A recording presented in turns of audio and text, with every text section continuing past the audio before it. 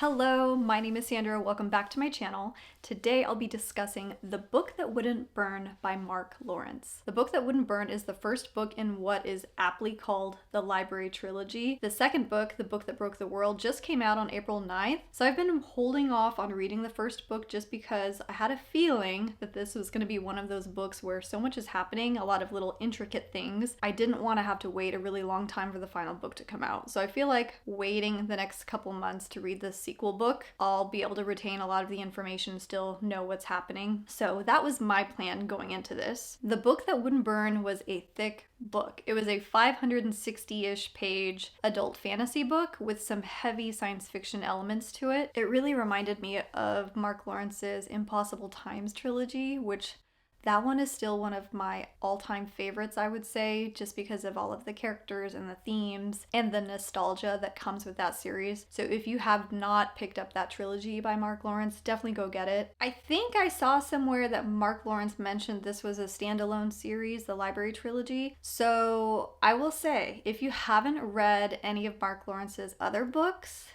I don't know, I'm kind of split on this because I have loved everything that I've picked up by Mark Lawrence so far, and I feel like if you go into this book without reading some of those, you're going to miss out on a lot of the hidden treasures, the little Easter eggs that are sprinkled throughout this book. I'll mention what some of them are, but by no means you don't have to read anything else. It is a very insulated series on its own, so it does make sense that this is a standalone. But I'll say, again, there are so many Easter eggs, and I'm going to share some of those with you. This book is structured in a way that each chapter begins with an epigraph taken from another book in, real world, or another one of Mark Lawrence's books, or some others that are fictitious but point back to other books that Mark Lawrence has written. So in chapter 2, there's an epigraph by William Ancrith, who is the little brother of Jorg, who is the main male character in Prince of Thorns, Broken Empire, that trilogy. So that was a cool little treat. So when I saw that epigraph, you start putting together what this book is going to feel like, and that was definitely a special treat for a reader like me. It's much later in the book. I think it's like chapter 59 or something.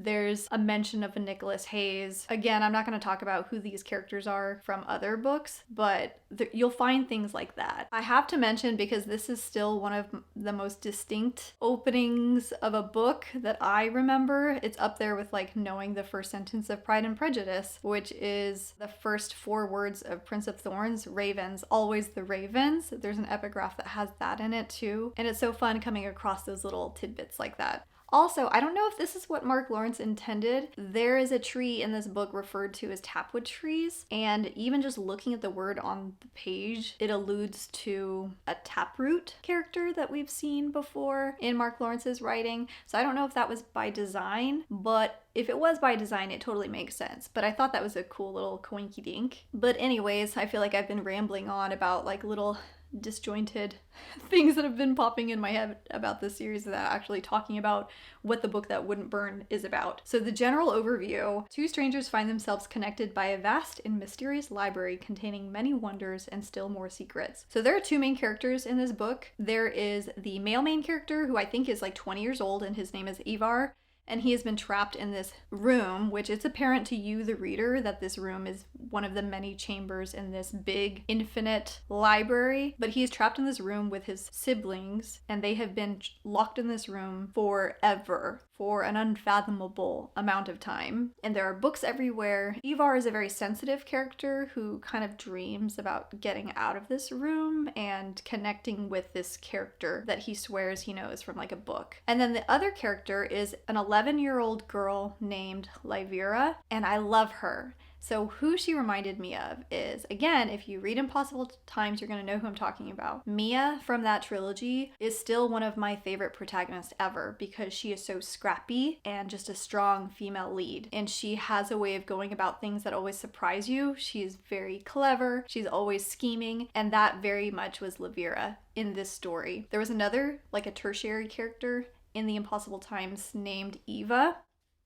who she was very verbose. I definitely see colors of Livira in that. So she was kind of this combination of the two to me, which made me just really gravitate to Livira and love her that much more. Livira in this story, she is a very precocious girl who wants so badly to have an adventurous life. She lives out in this place that almost reminds me of like a Mad Max type of world. Things are dead. They live out in the dust. They're called dusters. Her life is very simple, and there's so much about the world around her that she is very sheltered from and doesn't know anything about. And so she craves going out and exploring and living a life. One of the mechanisms that I found really cool in the book that wouldn't burn is how the library functions and the rules that govern the library. There is something called a mechanism in the library. Essentially, I just went to the public library here locally. A lot of libraries have this. You take your stack of books that you want to check out and you just put it on this little scanner pad thing, and it immediately picks up the book and all of the information tied to that book without you having to manually scan each one individually. This mechanism in the story, it kind of reminded me of that. So characters could take a book into this little room, this mechanism, and it would automatically transport them into that book. And so when I was reading it, because I just finished reading Three Body Problem, it reminded me of how the virtual reality set kind of works in that, where you can't differentiate between reality and this world that you have been dropped into. So I think one of the things us readers talk about so much is escapism, and we love reading because we love being dropped into a world, and this book takes that idea very literally, and so that was a really cool aspect of this book that I really enjoyed. I'm gonna get this part out of the way. The only thing I wasn't really keen on with this book, the only thing that really bothered me, and I've been experiencing this with quite a few books recently. I mean, House of Flame and Shadow by S.J.M. and Empire of the Damned by J. Kristoff. These are books I experienced this same exact thing in recently. There's something about the balance between the split POVs and just the density of all of the plot progression, like the reveals and everything that's packed into the story, that is making me have to focus super hard to stay with the story, and then that leads to reader fatigue for me. It's definitely one of those books that I recommend if, I don't know, maybe you won't have this problem. If you typically blast through books, I would recommend taking your time with it and not like trying to force yourself to read through it quickly, because it's one of those stories that has so much happening. There are a lot of reveals happening. There are a lot of complexities in the world that you might feel burned out. And like I said, I've had this happening with me over and over this year so far with books that have so much revealed. That was the only thing that kept me from rating this book 5 stars. But apart from that, the characters, the ideas and themes in this book, the world, just the whole notion of how this library works, just a lot of the ideas about power and knowledge and responsibility, those really resonated with me, and I enjoy reading about those things in stories, and it was explored really deeply in this book. Overall, the book that wouldn't burn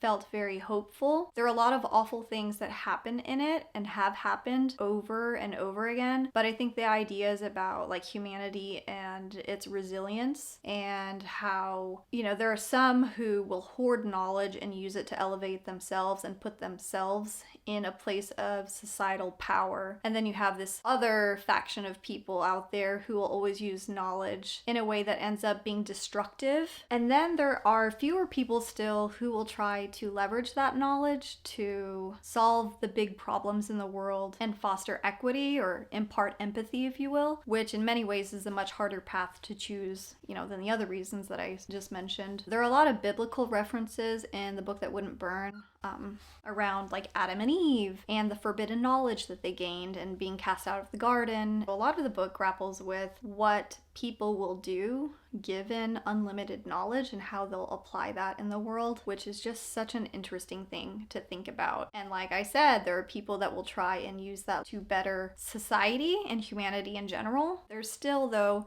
that hope. And this book focuses on Evar and Livira, who belong to that specific group of people, I would say. I don't want to give away too many spoilers, so I'm not going to talk about the intricacies of the world or, you know, pertaining to the library, but I will say that I thought the ending of this book was superb. It was hopeful and very much a push up our sleeves and get the rest done. It definitely leaves you feeling like you have to pick up the next book. There's some loose ends in this book. I am looking forward to picking up the book that broke the world in the next couple of months. But I wanted to talk about some of my favorite quotes that kind of shine a spotlight on Mark Lawrence's writing. I wanted to share some of the parts that I loved. So the first excerpt I want to read is on page 315. All of us in our secret hearts and our empty moments of contemplation stumble into the understanding that nothing matters. There's a cold shock of realization, and in that moment, we know that nothing at all is of the least consequence. Ultimately, we're all just spinning our wheels,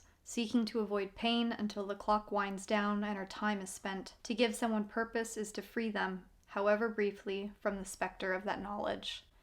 Like, so beautiful. And then on page 381, this is from an epigraph called Fatherhood by Georg of Ancrath. Dogs and small children are well known for showing an interest in the ownership of an object only after another has tried to claim it. Sadly, many adults are too. Not all such struggles are, however, without epiphany. On rare occasions, we realize that while competition may have made us look with new eyes at some familiar thing, we have, unknown to ourselves, always held in our secret hearts the truth that this was precious to us, something holy, and that had it ever been threatened, we would have stood in the fire's path to defend it. Even beyond just the really deep and meaningful passages in this book, I have to share a quick just dialogue line that had me in absolute stitches. I read this and just started cackling like a witch because it was so great. Essentially, two of the main characters are talking together. A lot has just happened, and there's another side character named Malar, and he's one of my favorites in the book as well. He's just such a